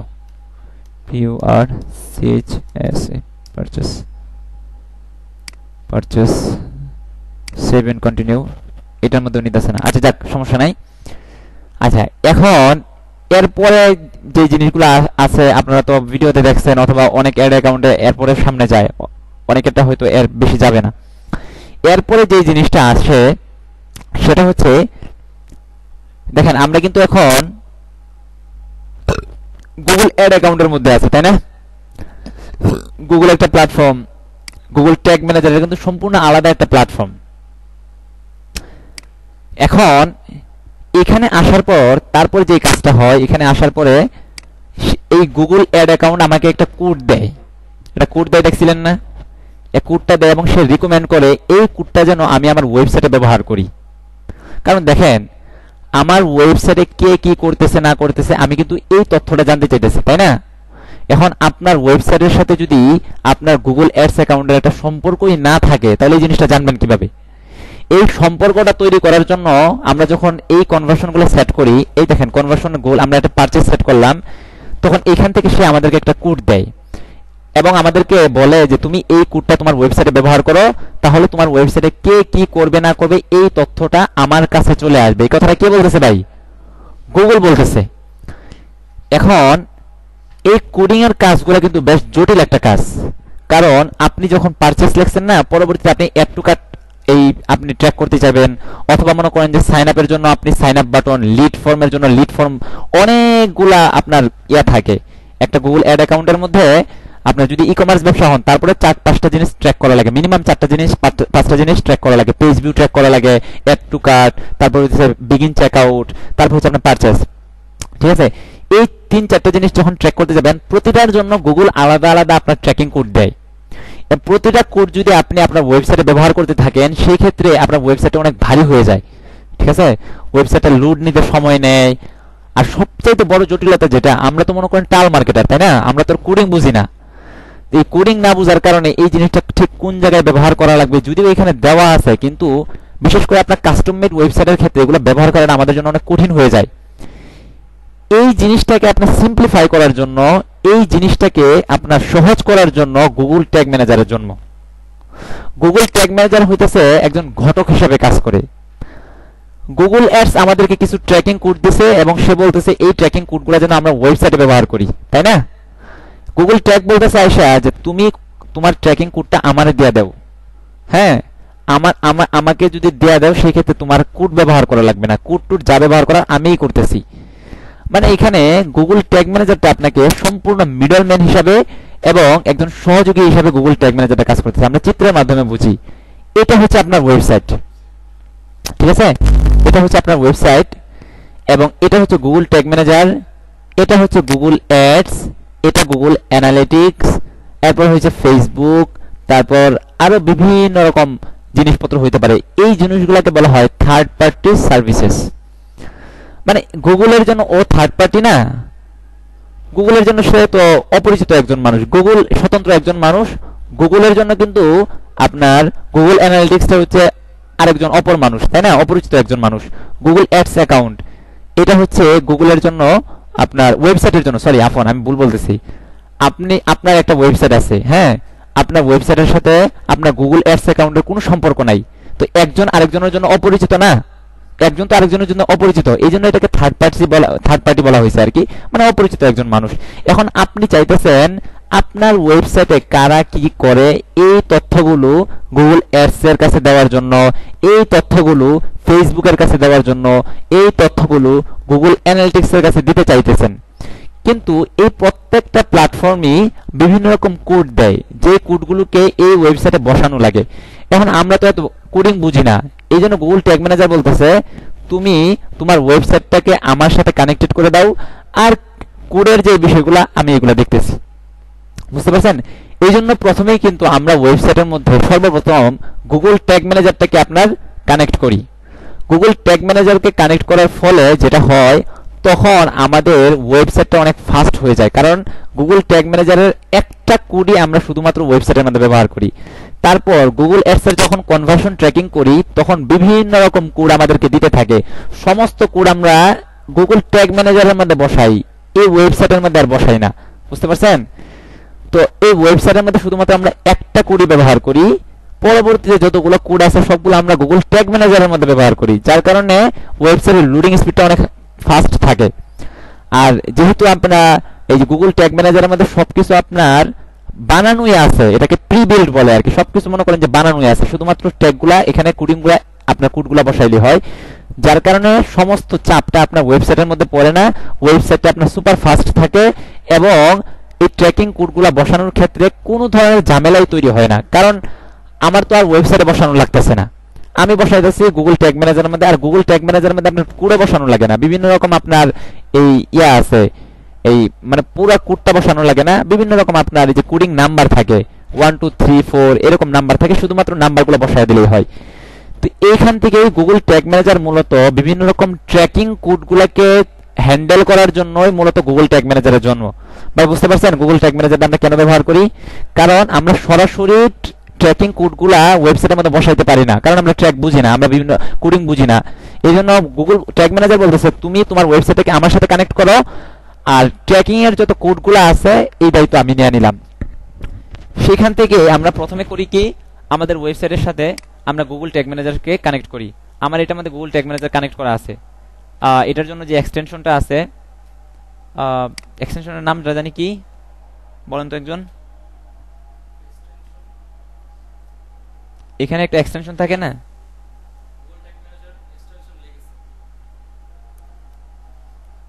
গুগল, হ্যাঁ হ্যাঁ অ্যাসিস্ট্যান্ট, ট্যাগ ম্যানেজার, ওই যে অ্যাসিস্ট্যান্ট লেগেছি চলে আসছে। এখানে যদি আসি, আমার এই ব্রাউজারটার মধ্যে আপনার এটা নাই। আপনারা এই জিনিসটা কানেক্ট করছেন কি আপনাদের ইয়াতে, এক্সটেনশনটা এইখানে, এক্সটেনশনটা দেওয়ার পর এক্সটেনশনটা এখানে চলে আসে, এই যে ডাউনলোড হয়ে এখানে চলে আসে, এই জায়গায় চলে আসছে অটোমেটিক ভাবে। এটাকে পিন করে দিবেন, এই জায়গা থেকে পিন করে দিলে আপনার বের হয়ে থাকে, আর নাহলে ভিতরে ঢুকে থাকে। তো এই ওয়েবসাইটে আসলাম, ওয়েবসাইটে আসার পর এখানে আইসা এটাকে ডান করে দিবেন। হ্যাঁ, এখানে ক্লিক করি, ক্লিক করার পর এখানে আমাদের এই সিগন্যালটা আসার কথা, আচ্ছা ইনেবল করা লাগবে এটাকে। তারপর এখানে যদি আমি ক্লিক করি, এই দেখেন এখানে দুইটা আসছে, একটা হচ্ছে গুগল ট্যাগ ম্যানেজার, আর একটা হচ্ছে আপনার গুগল সাইট লিঙ্ক। এটা আরেকটা জিনিস, এটা আমার নিজের প্র্যাকটিসের জন্য আমি ব্যবহার করছি, আপনাদের না বুঝলেও চলবে। এই দেখেন গুগল ট্যাগ ম্যানেজার যে আইডিটা GTMNRZD, এটা হচ্ছে আইডি। আমরা এই আইডিটা এটার সাথে মিলাই দেখি ঠিক আছে কিনা। সার্ভার কন্টেইনার, আপনারা এই জিনিসগুলো সিলেক্ট করছেন না, মানে প্রত্যেকটা জিনিস দেখাইতেছি না আর কি, কারণ প্রতিটা জিনিস দেখাইতে গেলে ভিডিও অনেক লম্বা হয়ে যাবে। এই দেখেন GTMNRZ, তারপর হচ্ছে ডি, সর্বশেষ হচ্ছে S5। এখানে আসি, এখানে আসার পর এই জায়গায় ক্লিক করি, এই দেখেন S5 আছে, S5 আছে না, দেখা যায় এখান থেকে। তার মানে কি গুগল ট্যাগ ম্যানেজারের সাথে আমার ওয়েবসাইটটা কিন্তু এখন কানেক্ট হয়ে গেছে, বুঝতে পারছেন? এখন আর কোনো কোডই আমাকে আমার ওয়েবসাইটে দেওয়ার প্রয়োজন নাই, কারণ এই কোডিং এর সমস্ত দায়িত্ব গুগল ট্যাগ ম্যানেজার নিয়ে নিছে। আমি আপনাদেরকে একটু আগে বলতেছিলাম গুগল ট্যাগ ম্যানেজার মূলত ওই কোডিং সংক্রান্ত যত জটিলতা আছে এর সমস্ত দায়িত্ব গুগল ট্যাগ ম্যানেজার নিয়ে নেয়। যেহেতু গুগল ট্যাগ ম্যানেজারের সাথে আমাদের ওয়েবসাইটে কানেক্ট হয়ে গেছে এবং আমরা চাইতেছি যে ওই কনভার্সন ট্র্যাকিং এর যে কোডগুলো আছে এগুলো বসানোর জন্য, তখন আমরা এখানে গুগলে আসি। গুগলে দেখেন এখানে একটা ট্যাগের অপশন আছে, একটা ট্রিগার আছে, আর একটা ভেরিয়েবল আছে, ফোল্ডার আছে, টেমপ্লেট আছে। এগুলো ওভার দ্য টাইম আপনারা আস্তে আস্তে বুঝতে পারবেন। ট্যাগে যদি আমি ক্লিক করি, ট্যাগে ক্লিক করার পর এখানে যাই, এখানে আসার পর দেখেন এই দেখেন গুগল অ্যাডস লেখা আছে। হ্যাঁ, তারপর গুগল অ্যাডস কনভার্সন ট্র্যাকিং দেখছেন। এখানে আসার পর ওই যে আমরা যখন এই জিনিসটা সিলেক্ট করি, এখান থেকে সামনে তো যাইতেছে না, সামনে গেলে কিন্তু আপনাকে কয়েকটা অপশন দেখায়। এর মধ্যে একটা অপশন থাকে কনভার্সন আইডি, বুঝতে পারছেন? কনভার্সন আইডিটা এখানে দিতে হয়। একটা কনভার্সন লেভেল থাকে, এই লেভেলটা এখানে দিতে হয়। হ্যাঁ, কনভার্সন ভ্যালুটা এখানে এটা এইভাবেই থাকে, ট্রানজ্যাকশন আইডি দেওয়া লাগে না। তারপর এই জিনিসগুলা আমি এখানে দেয়া এটাকে ট্রিগার করে দেই। আমি ওইখানে অনেকগুলো ট্রিগার বানানো আছে, সাধারণত আমরা এটা ট্রিগার করি পারচেস। দেখেন আমি এখানে পারচেস নামে এই যে একটা ট্রিগার বানায় রাখছিলাম, এই ট্রিগারগুলো আপনাদেরকে বানানো শেখানো হবে আর কি। হ্যাঁ, তো এখানে আমি ট্রিগারের মধ্যে কি দিলাম, পারচেস, এই অপশনটা দিয়ে দিলাম, পারচেসটা দিয়ে দিলাম। এর মানে হচ্ছে আমি এখানে বললাম যে ট্যাগ ম্যানেজার তো যখনই নাকি এই পারচেসে কোনো একজন মানুষ ক্লিক করবে, কেউ নাকি যখনই কোনো একটা প্রোডাক্ট আমার ওয়েবসাইট থেকে ক্রয় করবে, তখন তুমি এই কোডটা ফায়ার করবা। এই যে গুগল অ্যাডস কনভার্সন ট্র্যাকিংটা দেখতেছেন না, মানে গুগল ট্যাগ ম্যানেজার সবকিছু আপনার বানায় রাখছে। এটার পিছনে কিন্তু অনেকগুলা কোডিং কাজ করতেছে, আপনি শুধুমাত্র নামটা দেখতেছেন। আমরা যেহেতু মার্কেটার, আমরা কোডিং বুঝি না, এই জন্য আমাদের এই কাজগুলোকে সহজ করার জন্য গুগল ট্যাগ ম্যানেজার এই জিনিসটা নিয়ে আসছে। কিন্তু এই জিনিসটা বানাইতে কিন্তু গুগলের পিছনে অনেকগুলা কোডিং সেট করা লাগছে। হ্যাঁ, কোডিংগুলো এখানে উপর থেকে দেখা যায় না, কিন্তু এটার ভিতরে আপনার অনেকগুলা কোডিং করা আছে। কোডিং করে যেই জিনিসগুলো সাধারণত আপনার পরিবর্তন হয়, যেমন মনে করেন কনভার্সন আইডিটা পরিবর্তন হয়, কনভার্সন লেভেলটা পরিবর্তন হয়, যেই জিনিসগুলো পরিবর্তন হয় শুধুমাত্র সেই জিনিসগুলো চায়। আমরা যদি এখান থেকে এই জিনিসগুলো দিয়ে দেই, হ্যাঁ, তখন মনে করেন যে আমি এখানে বলে দিলাম যখন নাকি কেউ কোনো একটা প্রোডাক্ট পারচেস করবে, তখন তুমি এই ট্যাগটাকে ফায়ার করবা। পারচেস নামে যেই ইভেন্টটা আছে তখন তুমি সেটাকে ফায়ার করবা। এতে করে হয় কি, যখনই কেউ নাকি একটা পারচেস করে, যখনই কেউ নাকি কোনো একটা প্রোডাক্ট ক্রয় করে, তখন এই ট্যাগটা ফায়ার হয়, conversion tracking conversion ID, conversion level, এটা ফায়ার হয় এবং এই তথ্যটা গুগলের কাছে চলে যায়। গুগল বুঝতে পারে যে এই মাত্র একজন মানুষ এই ওয়েবসাইট থেকে একটা প্রোডাক্ট ক্রয় করছে। বুঝতে পারছেন? অনুরূপভাবে যখন আমি আমি আমি ইয়া সিলেক্ট করতে চাই, অ্যাড টু কার্টকে ট্র্যাক করতে চাই, আমি এখানে আসি, গুগল অ্যানালিটিক্স না, গুগল অ্যাডস, তারপর হইতেছে গুগল অ্যাডস কনভার্সন ট্র্যাকিং। এখানে অ্যানালিটিক্সের যে আপনার কনভার্সন আইডিটা আছে, কনভার্সন লেভেলটা আছে, এটা দিয়ে দেই এবং এখানে আসার পর এই দেখেন অ্যাড টু কার্ট নামে একটা ট্রিগার আছে, এই ট্রিগারটা দিয়ে দেই। নিয়ামুল স্যার আপনাদেরকে শিখাইছেন হোয়াটের অ্যান্সার যেটা সেটা হচ্ছে আপনার ট্যাগ, আর ওয়েন এর অ্যান্সার যেটা সেটা হচ্ছে আপনার ট্রিগার। অর্থাৎ আপনাকে গুগল ট্যাগ ম্যানেজার প্রশ্ন করতেছে what do you want to track, তুমি কোন জিনিসটা ট্র্যাক করতে চাও। ঠিক আছে, এর উত্তরে আপনি বলে দিলেন কি আমি অ্যাড টু কার্ট ট্র্যাক করতে চাই, আমি অ্যাড টু কার্টটা ট্র্যাক করতে চাই। অ্যাড টু কার্টটা এখানে দিয়ে দিবেন। এখানে দুইটা ঘর থাকে না, আমি আবার একটু ব্যাক করি। আপনি যখন ট্যাগের ঠিক এই যে এখানে যখন চলে আসবেন, ট্যাগে আসবেন, নিউ এ ক্লিক করবেন, এখানে কিন্তু দুইটা অপশন দেখেন, একটা হইতেছে ট্যাগ, আরেকটা হইতেছে ট্রিগার। গুগল ট্যাগ ম্যানেজার বলতেছে তুমি কি ট্র্যাক করতে চাও, আমি এখানে বলে দেই কি পারচেস। আমি পারচেস কথাটা কিন্তু এখানে বইলা দেই, এইভাবে বইলা দেই, মানে গুগল ট্যাগ ম্যানেজারের ভাষায় বইলা দেই আর কি। এখানে আসি, তারপর গুগল কনভার্সন ট্র্যাকিং, এখানে পারচেসের যে আপনার কনভার্সন আইডি, পারচেসের যে কনভার্সন লেভেলটা আছে এখানে দেয়া দেই। তার মানে আমি কি বললাম, আমি আমি পারচেসটা ট্র্যাক করতে চাই। এখন গুগল ট্যাগ ম্যানেজার বলতেছে তুমি কখন ট্র্যাক করতে চাও। বুঝতে পারছেন? when do you want to track your purchase, তুমি পারচেসটাকে কখন ট্র্যাক করতে চাও। তখন আমি এখান থেকে ট্রিগারে বলে দেই কি যখন নাকি কোনো একজন মানুষ পারচেস বাটনে ক্লিক করবে তখনই তুমি এই জিনিসটাকে ফায়ার করবা, তখনই আমি চাই যেন পারচেস এই ট্যাগটা ফায়ার হয়। ভাই কথা বুঝতে পারছেন? কিছুটা ক্লিয়ার কিনা আগের চাইতে? মানে ট্যাগ ম্যানেজার বলতেছে তুমি কি ট্র্যাক করতে চাও, আমি বললাম আমি পারচেস এই বাটনটা ক্লিক করতে, আমি ট্র্যাক করতে, পারচেসটা ট্র্যাক করতে চাই। অর্থাৎ আমি ট্র্যাক করতে চাই কারা কারা আমার ওয়েবসাইটে কোনো একটা প্রোডাক্ট ক্রয় করতেছে। এবং ট্যাগ ম্যানেজার বলতেছে তুমি কখন ট্র্যাক করতে চাও, আমি বলে দিলাম পারচেস, অর্থাৎ পারচেস বাটন যখন ক্লিক করবে তখন আমি এটাকে ট্র্যাক করতে চাই। এইভাবে সাধারণত আপনার সাজানো হয়। বুঝতে পারছেন? এই তো গেল আপনার ট্যাগ এবং ট্রিগার। ভেরিয়েবল, ভেরিয়েবল জিনিসটা কি? ভেরিয়েবল হচ্ছে, আমরা এখানে প্রিভিউ অপশনে যদি যাই সহজ হবে বুঝতে। ভ্যারি শব্দের অর্থ হচ্ছে আপনার পরিবর্তিত হওয়া। বুঝতে পারছেন? তো যেই জিনিসটা প্রতিনিয়ত আপনার পরিবর্তিত হইতেই থাকে, হ্যাঁ, ওভার দ্য টাইম, সময়ের সাথে সাথে পরিবর্তিত হইতেই থাকে, সেটাকে ভেরিয়েবল বলে। সেটা অনেক কিছু হইতে পারে। যেমন আমরা এটাকে যদি একটু এখানে আসি, এটা দিয়ে দেই। আপনি যখন প্রিভিউয়ে ক্লিক করেন না, এখানে দেখেন দুইটা অপশন, একটা হচ্ছে সাবমিট আর একটা আপনার প্রিভিউ। সাবমিট মানে হচ্ছে যখনই আপনি একটা ট্র্যাক তৈরি করবেন অথবা যখনই আপনি একটা ট্রিগার তৈরি করবেন তখন এই জিনিসটা সাবমিট করা লাগে এখান থেকে। বুঝতে পারছেন? সাবমিটে আসে তারপর এটা পাবলিশ করা লাগে। কারণ হইতেছে যদি আপনি সাবমিট না করেন তখন এই যে আপনি গুগল ট্যাগ ম্যানেজারের মধ্যে একটা ট্র্যাকিং কোড বসাইতেছেন না, এবং আপনি চাইতেছেন এই ট্র্যাকিং কোডটা যাতে আপনার ওয়েবসাইটে বসে, আপনি যদি সাবমিট না করেন তখন ওয়েবসাইট পর্যন্ত আর ট্র্যাকিং কোডটা যাইতে পারে না, এখানে আটকে থাকে, ট্যাগ ম্যানেজার আটকে থাকে। এই জন্য সাবমিট করা লাগে। প্রতিটা কাজ করবেন আর সাথে সাথে সাবমিট করবেন। আর প্রিভিউ অপশনটা হচ্ছে এটাকে ডিবাগ মোড বলে আর কি। এই যে দেখেন, আমরা যদি এখানে আসি না, এই যে দেখেন, জি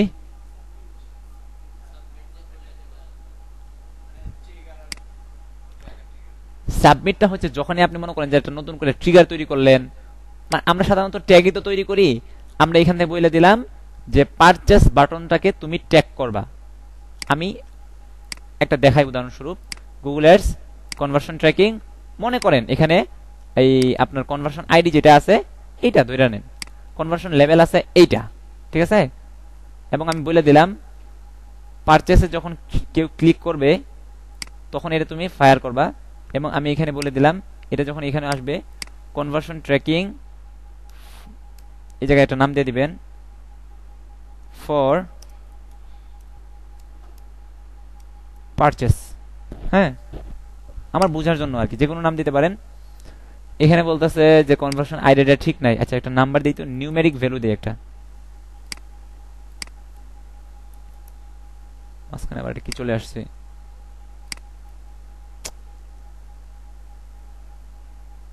এখন দিই, এই যে নিয়ে নিছি।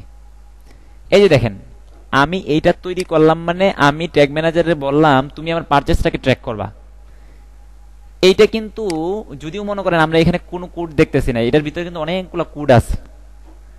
তো আমি যখন সাবমিট বাটনে ক্লিক করব তখনই এই কোডগুলা আমার ওয়েবসাইটে গিয়ে যুক্ত হবে। আমি কিন্তু কোডগুলা সেট করতেছি ট্যাগ ম্যানেজারের মধ্যে, তাই না? এবং আমি চাইতেছি ট্যাগ ম্যানেজারের জন্য নিজ দায়িত্বে কোডগুলা ওয়েবসাইটের কাছে পৌঁছায় দেয়। কারণ ওয়েবসাইটের মধ্যে যদি আমার কোডগুলা নাই পৌঁছে, তাহলে আমার ওয়েবসাইটে যদি কেউ সুরসুরি দেয় সেটা কি গুগল বুঝতে পারবে নাকি? হ্যাঁ হ্যাঁ হ্যাঁ হ্যাঁ, অবশ্যই ওয়েবসাইটে পৌঁছাবে। আপনি ওয়েবসাইটের সাথে ট্যাগ ম্যানেজার একটা কানেকশন তৈরি করছেন না? হ্যাঁ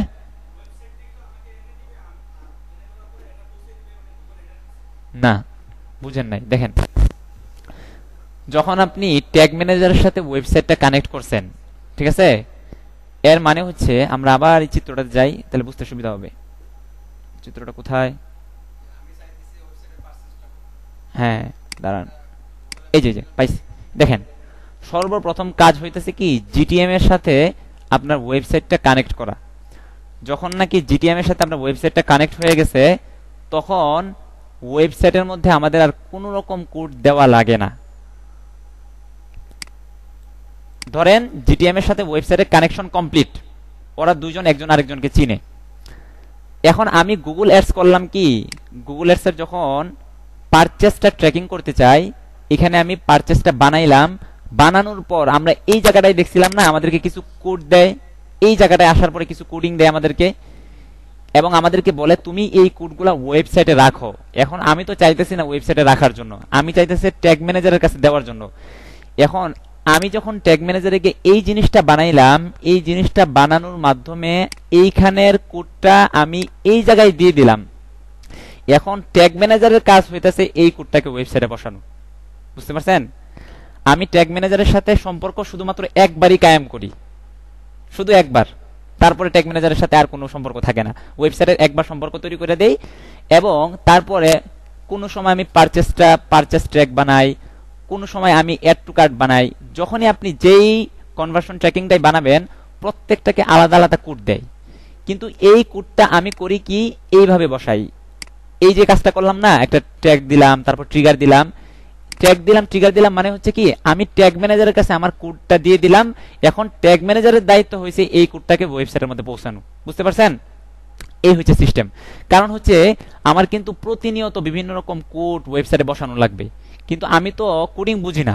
এই জন্য আমি শুধুমাত্র একবারই ট্যাগ ম্যানেজারের সাথে একটা সম্পর্ক তৈরি করি, আর সমস্ত বার আমি বাকি সময় আমি ট্যাগগুলা গুগল ট্যাগ ম্যানেজারের কাছে দেই, আর ট্যাগ ম্যানেজারের কাজ হইতেছে সেগুলোকে ওয়েবসাইটের কাছে পৌঁছে দেওয়া। বুঝতে পারছেন? এখন মনে করেন এইটার মাধ্যমে আমি এই জিনিসটার মাধ্যমে কিন্তু আমি শুধুমাত্র পারচেসটা ট্র্যাক করলাম। এখন আমার অ্যাড টু কার্টটা ট্র্যাক করার প্রয়োজন পড়তে পারে না? অ্যাড টু কার্টটা যখন আমি বানাইতে যাই তখন তো আমাকে আবার কোড দিতেছে। এখন এই কোডটা আমি কই রাখি? এই যে ট্যাগ ম্যানেজারের কাছে রাখি। আর যখন আমি একটা সাবমিট দিয়ে দিলাম, সাবমিট দিলাম, পাবলিশ করে দিলাম, তার মানে ট্যাগ ম্যানেজার অটোমেটিকলি আমার এই কোডটাকে ওয়েবসাইটের কাছে পৌঁছায় দিছে। এখন ওয়েবসাইটে যেই নাকি অ্যাড টু কার্ট বাটনে ক্লিক করে গুগল অ্যাডসে বুঝতে পায়, যেই নাকি পারচেজ বাটনে ক্লিক করে গুগল অ্যাডসে বুঝতে পারে। বুঝতে পারছেন? প্রিভিউয়ের কাজটা কি? প্রিভিউয়ের কাজটা হইতেছে আপনি যখন এই আপনি যে কোডটা বসাইছেন আপনার ওয়েবসাইটের মধ্যে, সেটা ঠিকমতো কাজ করতেছে কিনা এই জিনিসটা বোঝানোর জন্য প্রিভিউ মোডটা। ঠিক আছে, কোশ্চেন নিতেছে, একটা মিনিট দাঁড়ান। এইখানে দেখেন ট্যাগ অ্যাসিস্ট্যান্ট, তারপর হচ্ছে .google.com, source, tag manager, ID, GTM, অনেক কিছু লেখা না? এইটা কিন্তু মানে বুঝাইতেছে যে এই যে এইখানে যে তথ্যগুলো প্রোভাইড করা হবে এটার সোর্স হইতেছে ট্যাগ ম্যানেজার। বুঝতে পারছেন? এখানে যেই তথ্যগুলো আসে এই তথ্যগুলো কিন্তু সরাসরি আপনার ওয়েবসাইট থেকে সর্বপ্রথম আমরা কন্টেইনার তৈরি করি না? কন্টেইনার অ্যাকাউন্টের আন্ডারে যে একটা কন্টেইনার তৈরি করি, কন্টেইনারটা কিন্তু ডেটা সোর্স। ডেটা সোর্স মানে হচ্ছে কি যেখানে ডেটা মজুদ থাকে। বুঝতে পারছেন? আমরা যখন কন্টেইনারটা তৈরি করি এবং বিভিন্ন রকম কোড সেট করতে থাকি, আমাদের কোডগুলা কিন্তু আমাদের সমস্ত তথ্যগুলাই কন্টেইনার জমা হয় এবং আমরা এখান থেকে দেখতে পারি। এই দেখেন, এই জিনিসগুলো কিন্তু আমরা এখান থেকে দেখতে পাইতেছি। অর্থাৎ আমাদের এই তথ্যগুলো, ওয়েবসাইটের যে তথ্যগুলো, আমাদের ওয়েবসাইটে কে কোন জায়গায় ক্লিক করছে এই জিনিসটা এখন এই পর্যন্ত আসছে, কন্টেইনারের মধ্যে আসছে। হ্যাঁ, কন্টেইনার থেকে তারপর আমরা গুগল অ্যাডস প্ল্যাটফর্মগুলোর মধ্যে পাঠাই। গুগল অ্যাডস প্ল্যাটফর্মের মধ্যে পাঠাই বলতে আর কি, আমরা তো গুগল অ্যাডস প্ল্যাটফর্মের মধ্যে এখান থেকে পাঠিয়ে দিচ্ছি, যখন ট্র্যাক তৈরি করছি তখনই পাঠিয়ে দিছি। কিন্তু আমাদের ডেটাগুলো আসলেই যাইতেছে কিনা এই জিনিসটা বুঝি আমরা এই জায়গা থেকে। এই যে লিস্টে আসি, আপনাদেরকে ডাটা লেয়ার বোঝানো হয়েছে, একটু পরে আসতেছি ডাটা লেয়ারটার মধ্যে। এই যে দেখেন ডাটা লেয়ারটা মূলত জিনিসটা কি, ডাটা লেয়ারটা হইতেছে কি, এই যে দেখেন আমি যখন এইখানে আসলাম, এখানে অনেকগুলো প্রোডাক্ট না, জুতা আছে, জুতা আছে, জুতা আছে, ভিউ আইটেম লিস্ট, এখানে যদি ক্লিক করছি দেখেন এখানে সবগুলা তথ্য এই জায়গায় চলে আসছে। এই দেখেন ডিএনকে ব্ল্যাক শুজ, এখানে যদি আসি ডিএনকে, এই যে ডিএনকে ব্ল্যাক শুজ, ঠিক আছে। তারপর হচ্ছে নিচেরটা কি, ডেনিম ব্লু জিন্স, দেখি ডেনিম ব্লু জিন্সটা এখানে আছে কিনা, কোথায়, এই যে ডেনিম ব্লু জিন্স, মানে সিরিয়াল বাই সিরিয়াল আছে। তারপরে কি আছে, আচ্ছা ডিএনকে ব্ল্যাক শুজ, এইটার প্রাইস কত দেখেন 45, তাই না। ডিএনকে ব্ল্যাক শুজ 45 মিলছে। ডেনিম ব্লু জিন্স এটার মূল্য 100 টাকা, দেখি মিলছে কিনা। ডেনিম ব্লু জিন্স এইটার মূল্য হইতেছে প্রাইসের জায়গায় 100 টাকা। এরকম আপনার এইখানে যতগুলো তথ্য আছে সবগুলো তথ্য কিন্তু আপনার ডেটা লেয়ার নিয়ে আসছে। ডেটা লেয়ারের কাজ হইতেছে বিভিন্ন কোডিং এর মাধ্যমে ওয়েবসাইটের যে তথ্যগুলো আছে সেটাকে আপনার ইয়াতে নিয়ে আসা, আপনার ট্যাগ ম্যানেজারের যে কন্টেইনার আছে কন্টেইনারে নিয়ে আসা। এই যে আমরা যেগুলো দেখতেছি না, এই তথ্যগুলো কিন্তু এখনো গুগল অ্যাডস এর কাছে যায় নাই। গুগল অ্যাডস এর মধ্যে আমরা এগুলো দেই।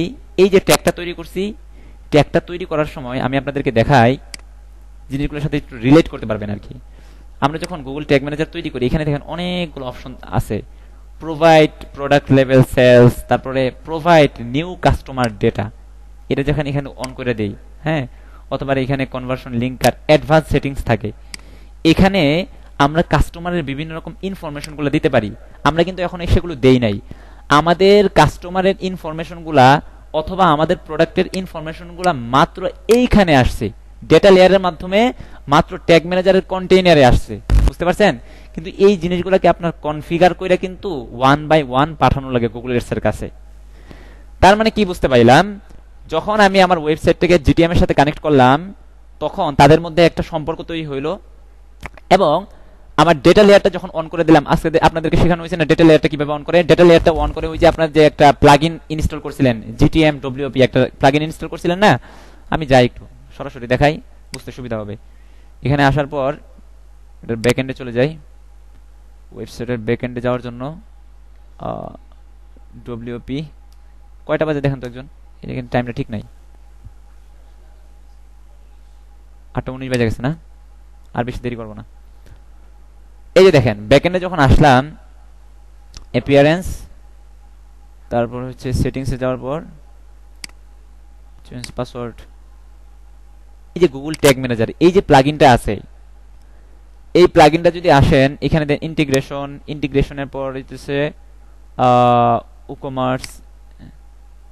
প্রথমে তো আপনার এটাকে অন করে দিতে হয়, তারপর হইতেছে বেসিক ডেটা, বেসিক ডেটার জায়গায় এখানে কোথায় কোথায় এদিকে আছে ইভেন্ট, ইভেন্টের পরে স্ক্রল ট্র্যাকিং, এখানে নাই সিকিউরিটি, ইন্টিগ্রেশন, ইন্টিগ্রেশনের পরে এই জায়গায় কনসেন্ট মোড, উকমার্স। আচ্ছা হ্যাঁ, যে উকমার্সে প্রথমে হচ্ছে ইন্টিগ্রেশন, তারপর হচ্ছে উকমার্স। এই দেখেন ট্র্যাক ই কমার্স, এই জিনিসটা কিন্তু আপনি যখন প্লাগইনটা ইনস্টল করবেন তখন কিন্তু এটা এরকম থাকে, আনচেক করা থাকে, আপনাকে এটা চেক করে দিতে হয়। আমরা একটু ট্রাই করি, এই দেখেন এটাকে আনচেক করে দিলাম না। এখন যদি এটাকে আমরা সেভ করি, সেভ করার পর দেখেন কাহিনীটা কি ঘটে। আমরা এই জিনিসটা প্রিভিউটা কেটে দিই এই জায়গা থেকে, এটা কেটে দিই এই জায়গায় ডিসকার্ড। এখন আমরা এটাকে প্রিভিউ করি, এখন নাও আসতে পারে, এটাকে একটু পাবলিশ দেয়ারই, যে কোনো পরিবর্তন করলেই আপনারা এটা পাবলিশ দিয়ে নেবেন, ঠিক আছে। পাবলিশ না দিলে অনেক সময় ঝামেলা করে আর কি, এগুলো আসতে চায় না, ডেটাগুলো সম্পূর্ণ আসে না। একটু আগে কি করলাম, আমরা কিন্তু ডেটা লেয়ারটা বন্ধ করে আসলাম, দেখছেন একটু আগে ডেটা লেয়ার বন্ধ করছিলাম। ডেটা লেয়ারটা বন্ধ করার কারণে কি ক্ষতিটা হয়েছে, এখন আমি যদি এখানে প্রিভিউ যাই, প্রিভিউয়ে গিয়ে দেখি যে আসলে আমার ডাটাগুলো ওয়েবসাইট থেকে আসতেছে কিনা। আসলাম এখানে, এই দেখেন ভিউ আইটেম লিস্ট নামে যে একটা অপশন ছিল না, এটা কিন্তু পুরো গায়েব হয়ে গেছে এখান থেকে, অপশনটাই কিন্তু দেখাইতেছে না। ভিউ আইটেম লিস্ট মানে কি?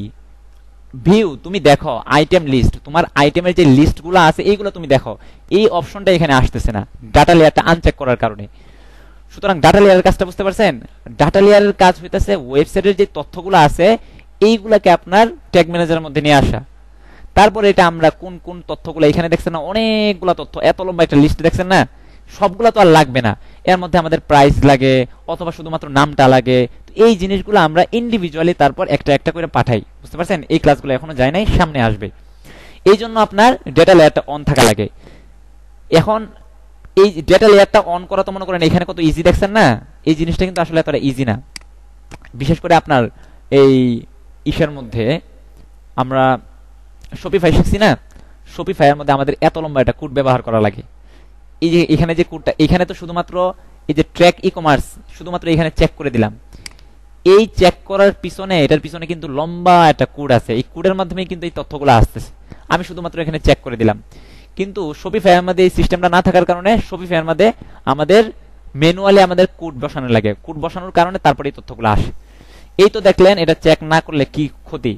এখন এটা যদি চেক করে তারপর আবার যাই, প্রিভিউটা কেটে দেই, প্রিভিউটা কেটে দিলাম, দেওয়ার পর এখানে আসলাম, এখন আবার প্রিভিউয়ে যাই, এখন দেখি আসে কিনা। এখন তো ডাটা লেয়ারটা চেক করা আছে, এখন আসার কথা।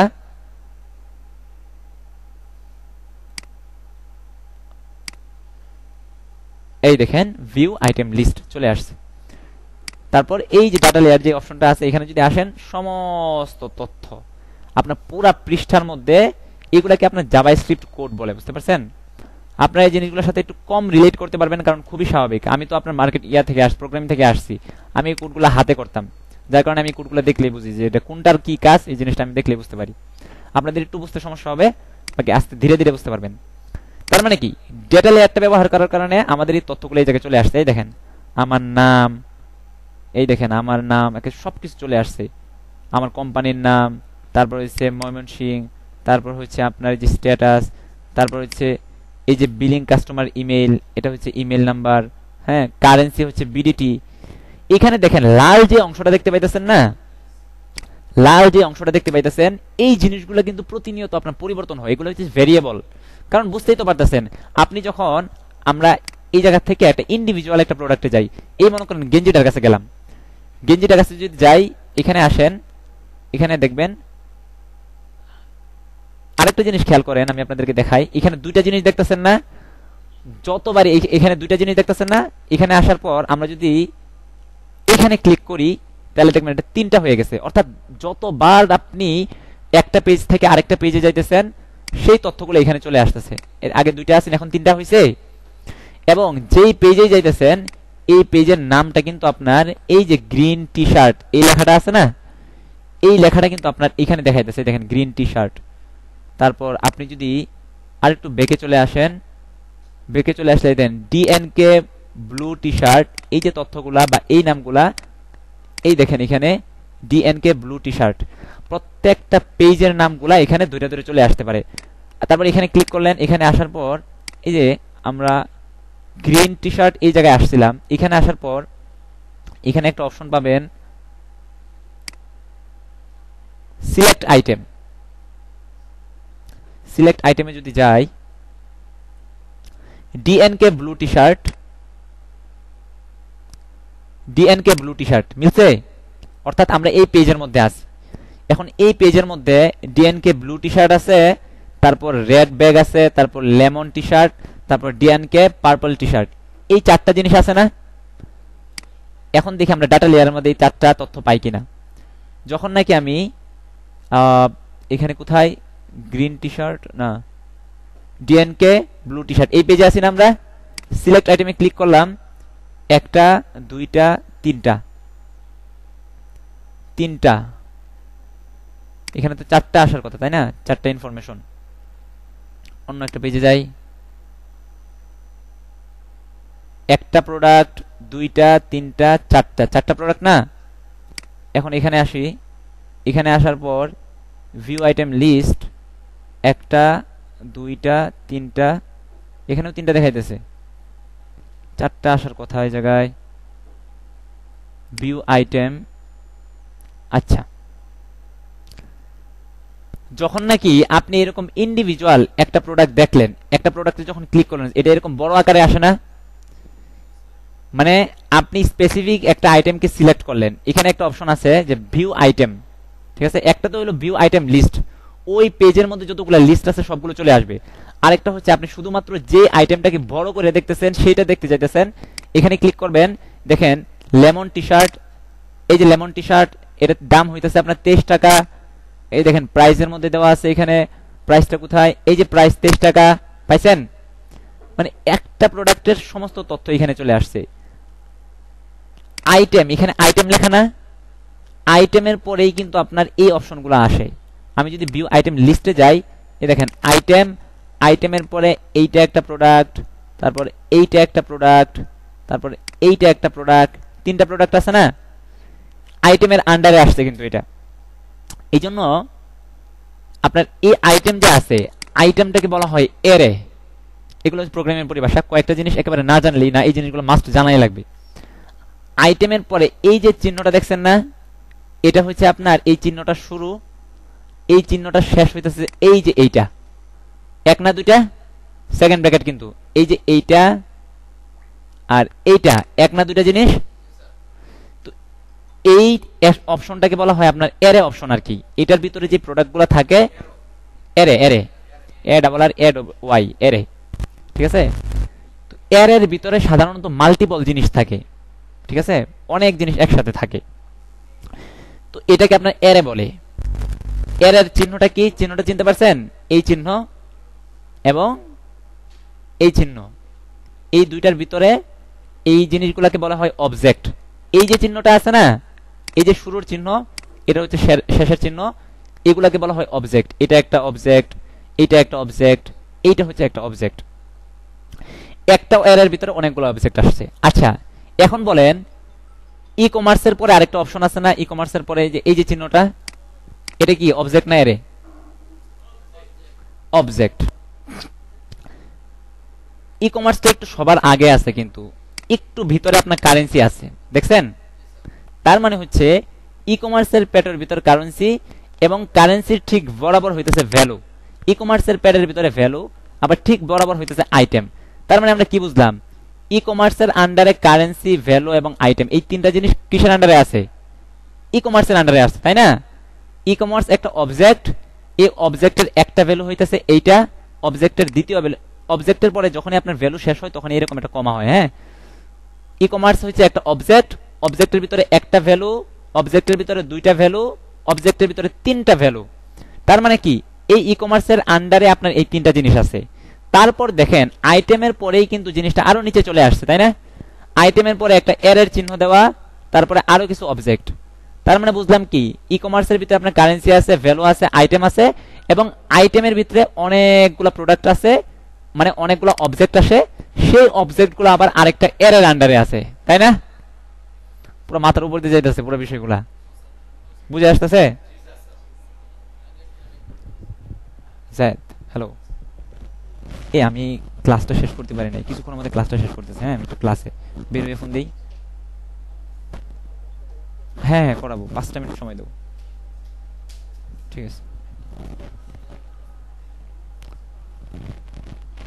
এই যে দেখেন, এই ফরম্যাটটা ব্যবহার কইরা আপনার ওয়েবসাইট থেকে ডেটাগুলো কালেক্ট করা হইতেছে, বুঝতে পারছেন? এই জিনিসগুলা কিন্তু আপনার এই কোডিং, এই যে কালো যে অংশটা দেখতেছেন, কালো অংশটা আপনার হাত দিয়ে কোড করা লাগছে, কিন্তু এই যে লাল যে অংশগুলা, এগুলা কিন্তু প্রতিনিয়ত পরিবর্তন হইতেছে। এটা কখনো 32 এর জায়গায় 10 হয়, তারপর মেন্স শুজ জায়গায় আপনার ওমেন্স শু হয়, রিলেটেড প্রোডাক্টের জায়গায় আর অন্য কিছু হয়, সিম্পলসের জায়গায় গর্জিয়াস হয়, অনেক কিছু হইতে থাকে না?